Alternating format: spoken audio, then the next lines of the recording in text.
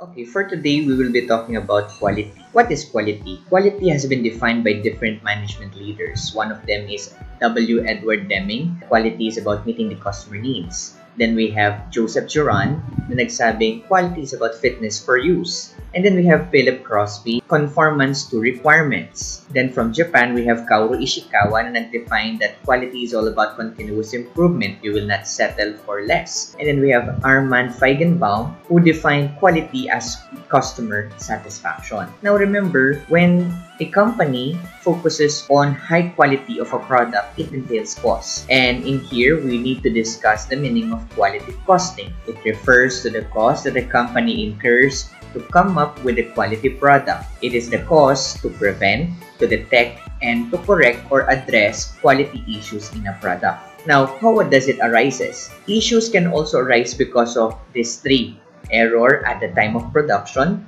supplier sending wrong or inferior material, so you cannot use it in your production process, or there is an incorrect entry of customer order. When it comes to quality costing, it is not the price of creating a quality product or service, but it's the cost of not creating quality product or service the first time. So you need to redo it in order for it to be conforming to what your product purports to be. Now, when it comes to cost of quality, we can divide it into two: conformance cost and non-conformance cost. When we say conformance cost, it pertains to the production process. And under it, there are two kinds of conformance costs. We have prevention costs, which are incurred before production, and we have appraisal costs, which are incurred after production.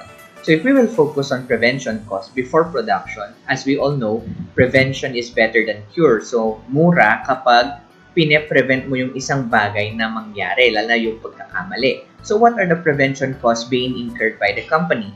We have the quality planning, also the training of your employees, because remember, when you train your employees to do the job properly, you will lessen the incurrence of expense or waste in your business. Then we have appraisal cost, which is incurred after production. When we say appraisal cost, it includes the inspection of your product, that it conforms to the specifications of your product that you manufacture. Now, on the other hand, when we say non-conformance cost, this pertains to the delivery process. And there are two. We have internal failure costs, which is incurred before delivery, and we have the external failure costs, which are incurred after delivery to customer. What are examples of internal failure costs? Ang mga papasok ko dito yung merong re sa pangalan kapag inulit mo. For example, re-inspection, retesting, re-conformance of the things depending on what you manufactured. For example, dapat ang product mo is color pink, pero lumabas is color blue. So you need to repaint it, and that falls under internal failure costs. Now, on the other hand, when we say external failure costs, these are the costs that were traced by your customers. So ito, hindi mo sila na-prevent. Sila mismo yung naka-discover, yung customer, nung hawak na nila yung product. Example of this external failure costs are warranty, because they need to return the product and you need to change it, of course, and that entails cost. Ano pa dang papasok dyan? We have the insurance liability. For example, if you're a restaurant owner and then one of your customers had been food poisoned, you need to pay for the expenses incurred by your customer when it comes to hospitalization. So that falls under external failure cost. As you can see, ang pinakamahal when it comes to our cost of quality are those under external failure costs, because in here, there's a damaged reputation on your part. So you will have a bad image to your customers. Kasi remember guys, no, what I've learned in marketing, that when you delivered product and your customers are satisfied, pagkakalat ka niya sa 7 katao through word of mouth. However, if naman yan, dissatisfied yan, pagkakalat ka niya sa 11 katao. Negative ka pa ng 4, di ba? So it is better for you to focus on quality and focus also on prevention costs instead of external failure costs, kasi mahal. Now, let's go to the 5S. What is 5S? 5S originated in Japan. It forms the backbone of the workplace organization in Toyota production system. It is a series of steps for individuals and teams to arrange their work areas to create and maintain an organized, clean, and high-performance workplace. It is the foundation for continuous improvement. Kamukha kanina na dinefine ni Kaoru Ishikawa, wherein the focus is zero defects, cost reduction, and a safe work area. What are the steps under the 5S? So we have the first one, we have Seiri, which means sort. So you need to arrange your files properly, group them according to the classifications.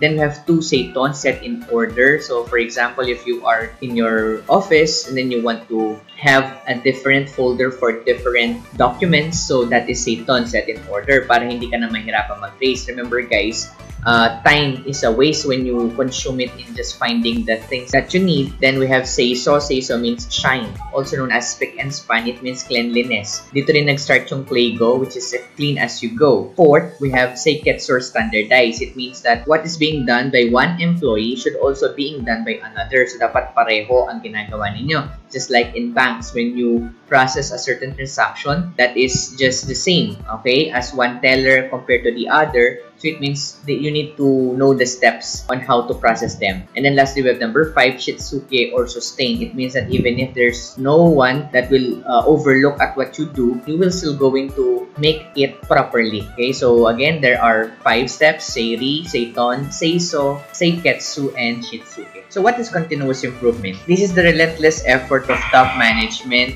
to seek out and eliminate waste at all levels of the organization. As you can see guys, in Japan, it has been emphasized that they want to eliminate the effect of waste in a company. This is achieved through a sustained, results-oriented process to instill this culture-changing mindset into all levels of the organization through leadership, tools, and training. So everyone are involved in making the change in the company. So step by step, if you have reached your goal, your previous goal, then you need to set a higher goal and achieve it, and then and so on and so forth. So it should be a continuous process in order for you to achieve excellence and success in the business. Now, when implementing continuous improvement, we follow the PDCA cycle, also known as the Deming cycle or the Sheward cycle. Now, what is the meaning of PDCA? It is an acronym that stands for P for plan. So you need to recognize an improvement opportunity and plan a change. Next, we have do. You need to implement your plan, of course, and by testing